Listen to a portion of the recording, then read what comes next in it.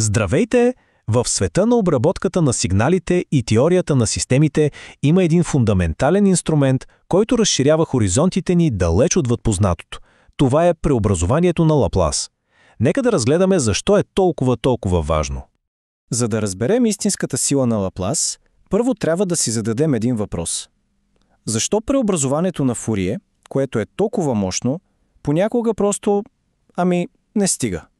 Преобразованието на Фурие е, без съмнение, крайъгълен камък в анализа на сигнали.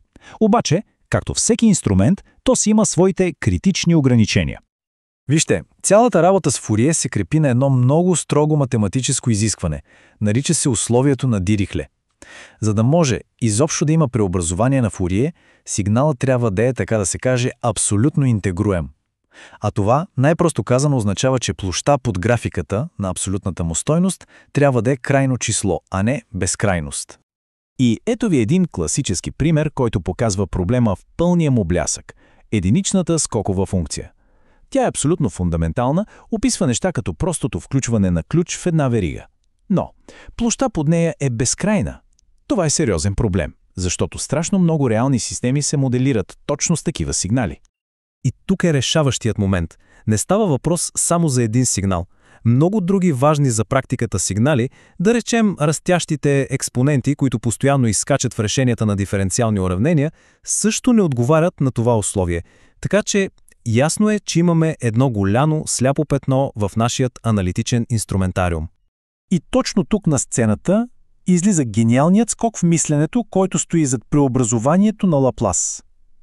Вместо да се борим с безкрайността, какво ще стане, ако можем да я укротим по един елегантен начин? Ключовата идея е колкото проста, толкова и мощна.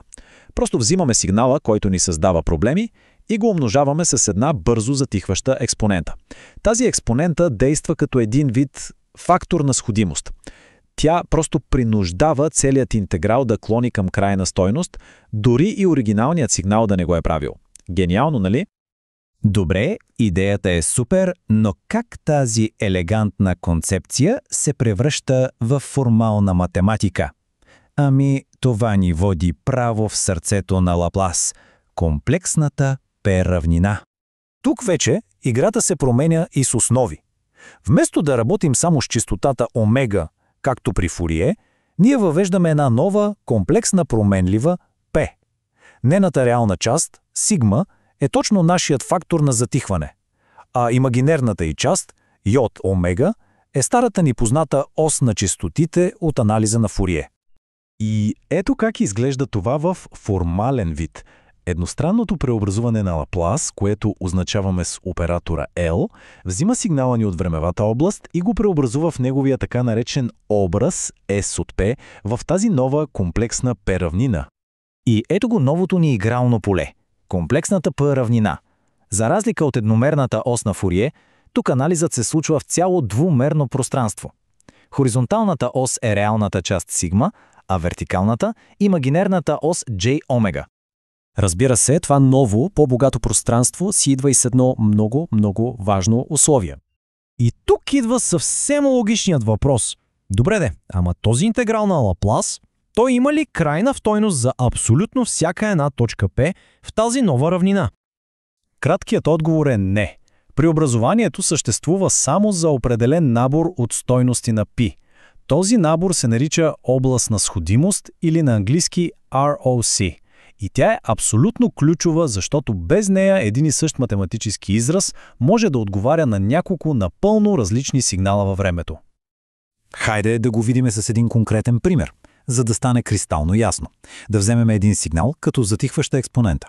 Интегралът на Лаплас за нея ще има крайна стойност, само ако нашият фактор на затихване, сигма, е достатъчно голям, за да надвие евентуалния растеж на сигнала.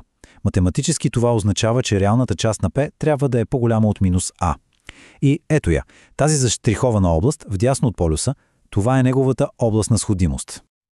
Добре, след като вече имаме представа за Лаплас и неговата област на сходимост, нека видим къде точно се намира той в голямата картина на анализа на сигнали и къде се крие истинската му сила. Сравнението е наистина директно. Фурие анализира сигналите по една единствена, едномерна ос. Лаплас, от друга страна, разгръща анализа върху цяла двумерна комплексна равнина. И точно това му позволява да работи с много, много по-широк клас сигнали, включително и такива, които описват нестабилни системи. И всъщност това е, може би, най-важното нещо, което трябва да запомните. Целият, ама абсолютно целият свят на Фурие анализа живее върху една единствена линия в P-равнината. Когато нашият фактор на затихване сигма е равен на 0, преобразованието на Лаплас се свежда до преобразованието на Фурие. Това показва, че Фурие е просто един специален, макар и много важен, случай на Лаплас. Това твърдение казва всичко. Лаплас не заменя Фурие, а го обобщава, разширява възможностите му в една изцяло нова, много по-мощна равнина на анализ. И тази идея за обобщение не спира до тук. Точно както Лаплас е обобщение на Фурие за непрекъснати сигнали, така Z-преобразованието е неговият аналог в света на дискретните сигнали. А двете области са свързани с ето тази проста, но изключително мощна връзка. И така, всичко това ни води до един финален въпрос за размисъл. Как точно това ново измерение на анализ, тази P-равнина с нейните полюси и области на сходимост, отключва възможността да изучаваме фундаментални концепции като стабилност, преходни процеси и, в крайна сметка, управление на сложни системи? Това е тема за следващия път.